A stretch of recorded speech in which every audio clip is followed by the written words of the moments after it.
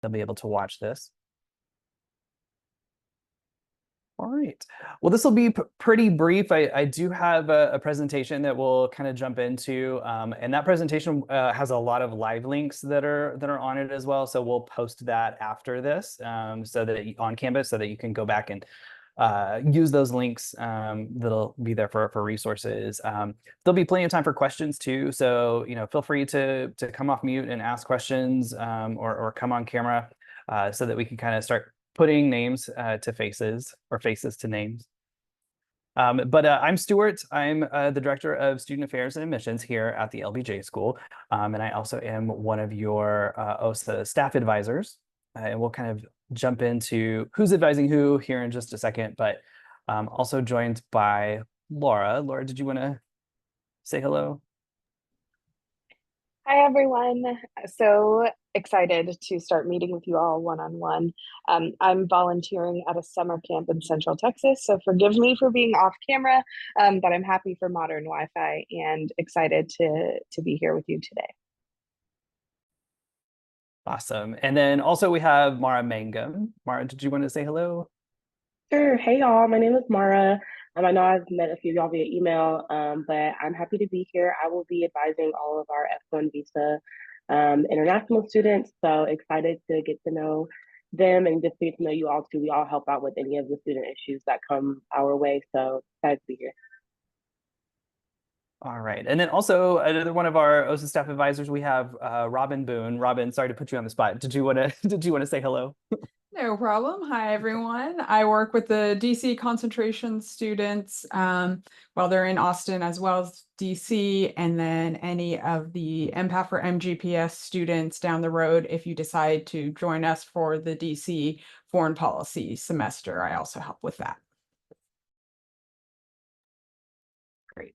All right. Well, let me share screen here and we'll jump into the presentation.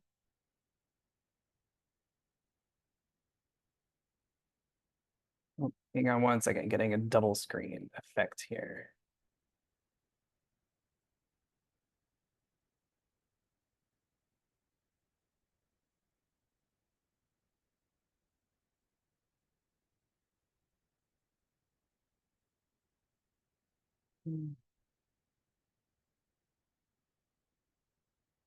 All right, so we'll just jump right in here too. So as we've all just kind of introduced ourselves, but just as a reminder for those of you in different populations, Mara Mangum is our OSA staff advisor for any of our international students. So if you're holding an F1 student visa, she will be your advisor. I'll be advising our MPAF and MGPS students, last names A through L, and that also includes our dual degrees, MPAF and MGPS. And then Laura Roach will be advising those of you MPAF, MGPSers, and also dual degrees in those populations with last name M through Z.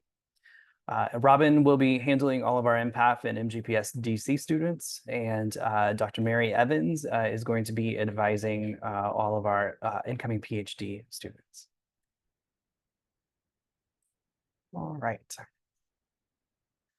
So registration will start for all of us here at LBJ on July 15th, which is a Monday at 8 a.m. I know there's been some kind of confusing communications that have come out from the university about registration happening earlier. All of our grad programs here at UT kind of operate on different registration schedules. Some have started earlier than others. We here at LBJ require you to have advising first before you actually register. So all of you will go through your one-on-one advising over the next 3 to 4 weeks. And then we'll open up registration for everyone at 8 a.m. on the 15th. So during that time, you'll want to visit your registration information sheet just to make sure there aren't any outstanding to-do items or holds for you to clear up before you're able to register. Anything on there that shows as a hold that will prevent you from being able to register for classes on the 15th. So we'll want to try to get that resolved as soon as possible. On your registration information sheet too, it'll list to you all the windows of time in which you can register for the upcoming semesters. And then you'll also see an advising hold on there. And just want to kind of point out that your advising hold will be there all the way until the 15th. Bright and early in the morning, all of our OSA staff advisors will be removing all of those holds so that you will be able to register at 8. But even if you've already met with your advisor, just know that all the way up until that date, there will be a an advising hold on your record. But no fear, it will be removed by the time you register that morning. Also on here, there's going to be a link to a really handy video. It's 5 minutes long, but the registrar's office has put that out. Kind of goes into the actual registration system, which is only open to students. And so you'll be able to kind of walk through the step-by-step process on how to register. It's pretty handy. So when you have 5 minutes, I would advise watching that. More on holds. So these are things that'll prevent you from registering. There are all kinds of different ones: financial ones, non-financial ones, advising. But GAC, so graduate admissions, will have holds. So anything that appears on there is going to be a hold, or on your registration information sheet will be a hold. Financial holds are typically, some outstanding tuition or a late fee or something to that effect. That's something that you can easily clear on your What I Owe page. And when you see these holds, there'll be some information on how to resolve them, the office in which may have placed that hold, and how you can make contact with them. Non-financial holds are things like you may have a parking ticket. Maybe you went to the University Health Services and they have a copay, so you may have a fee there that you have to take care of. And then a couple of holds that will be there every semester that you register are a Dean of Students hold, which is your emergency contact. So every semester, the school makes us update who our emergency contact is. It's very easy to clear. And then another one is the financial responsibility statement, so that you'll have to sign each and every semester. So make sure you clear that as well. For anybody who is a dual degree student, be sure to check with our dual partners, your other program too, to make sure that they're not also placing a hold on your record for advising, and that you've met with them too before you register. All right. Well, once you've met with us over the next 3 to 4 weeks for your one-on-one advising, and you've cleared your holds, then your holds, then you're all ready to register on the 15th. So a few tips that we have for you are to make sure that you have a backup plan in case one or more of your classes are full. Maybe the micro section that you wanted is full, so you'll want to have kind of a backup just in case. You will have the ability to join a wait list. So that micro class that I just mentioned, if there's a wait list there, then you're able to add yourself to that. You can put in there a swap. So if you've got the other micro section, but you prefer another, you can place that in so that if you are brought in off of a wait list, then it just automatically joins you to the class. And then also just make sure that you're looking at those key dates once you register too. So and on your What I Owe page, make sure that you pay your tuition on time or on the schedule that's set up. Sorry, my dog is barking. Because if you don't, then the registrar's office will drop you from classes, or what they call a ZAP, which is not a fun process and typically means that you've got a late fee for whenever you are added back. So make sure that you do look at your tuition deadlines.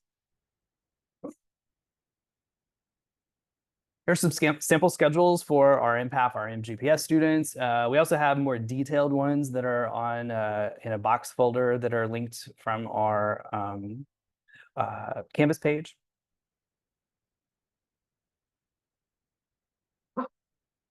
And then also on here is a huge list of resources. So a lot of these were included on that advising announcement that we posted in Canvas, and email that you all received. There's a few more that have been added at the bottom of this, including that how to register video, the academic calendar, things like that. So again, we'll post this so that you have it to refer to. On this list, though, and I'll open this up here in just a second and sort of show you the registrar's course schedule. That's how to find classes that are offered here at LBJ, also across campus. But then we also have an LBJ only course schedule where you can kind of find more information, more details, more of a description on some of those classes linked on our webpage.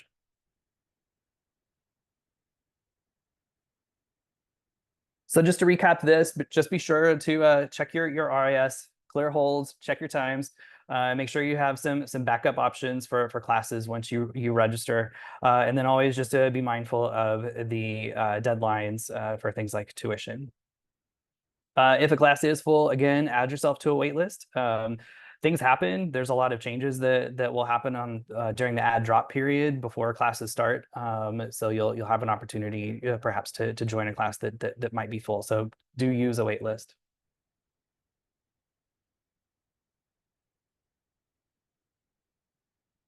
Right. And then the other thing to note, LBJ Student Affairs email address there that goes to all of the OSA staff advisors.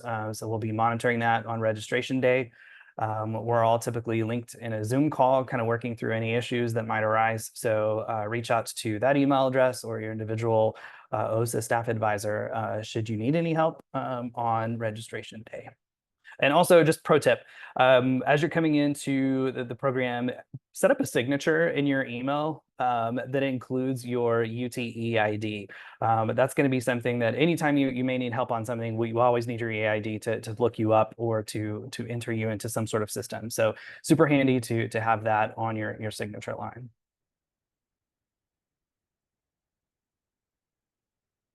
Right.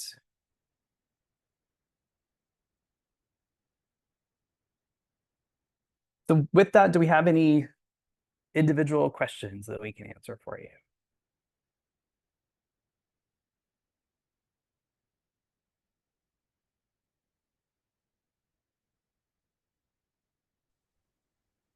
Yeah, I have one question. Sure. So I guess I did it wrong at first. I got an official copy digitally of my transcript, and then I printed that out and sent it, and Okay. that wasn't acceptable. But I just got one sent directly from the National Student Clearinghouse. I just want to make sure, does that sound like the right step in getting transcripts sent over correctly? There was some confusion there on my email exchange, so. Yeah, and do you remember the name of the clearinghouse?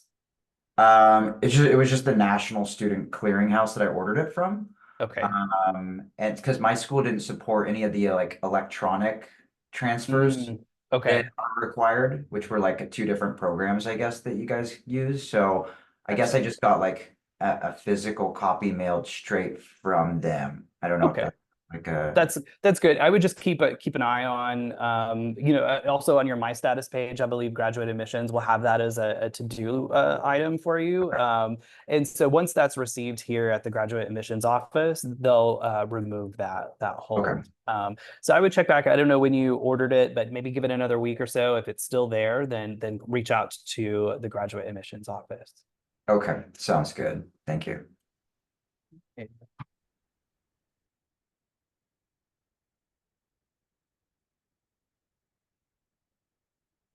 Right. Oh, and Alyssa, it looks like Mara got that for you. And then also if you're on the Canvas page, I'll share screen and navigate over there for you.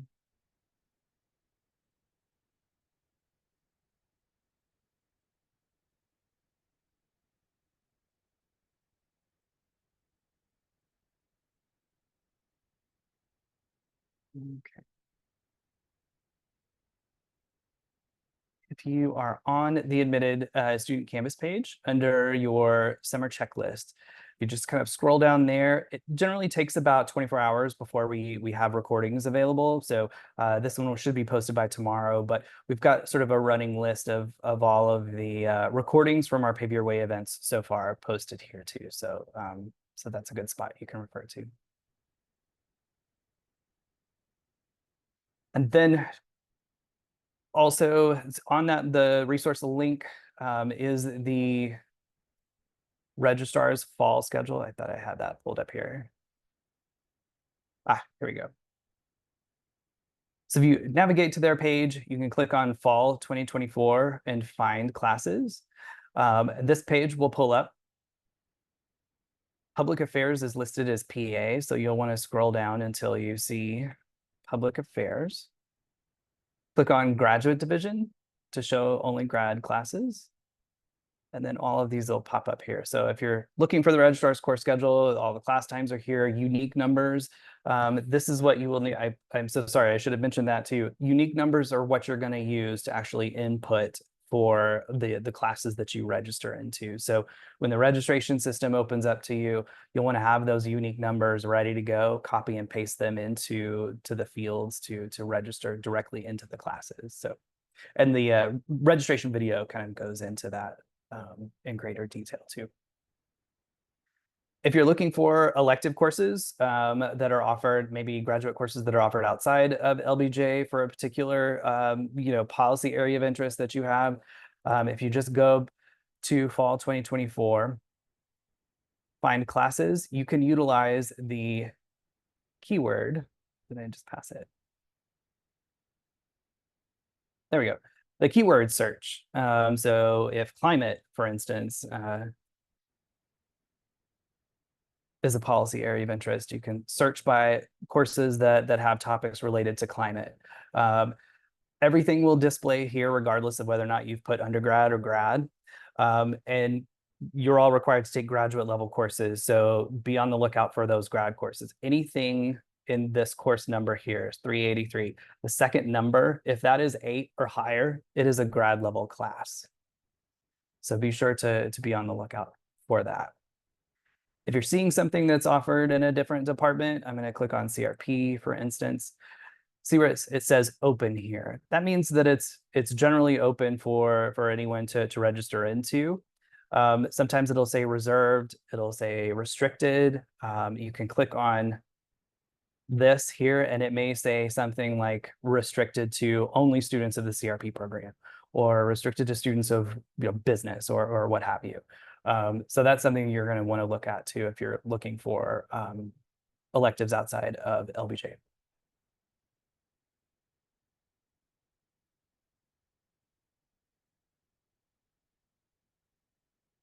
All right. Any other? Oh, looks like Briggs, I see your hand.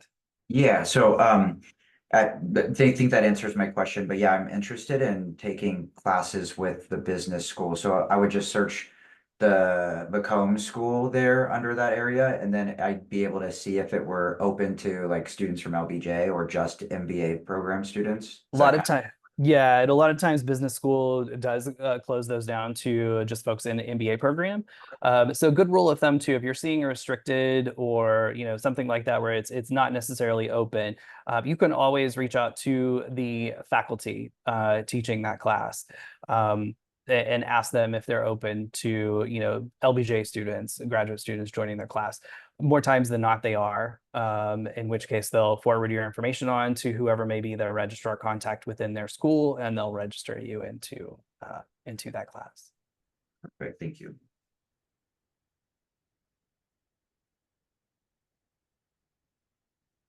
Any other questions?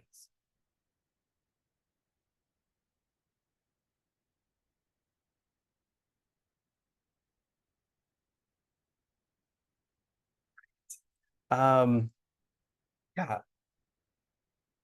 Laura, is there anything else that I'm overlooking? Not that I can think of. We'll start our one-on-one advising. So hopefully everyone here has gone ahead and signed up for a time. If not, please visit the campus page on the announcements. There is an announcement about advising and a link in which you can sign up for advising. Those will start next week and run over the next 3 to 4 weeks. So be sure to book a time to meet with us, to go over your individual schedule. And then we'll also talk about any holds. We'll look at those as well. So yeah.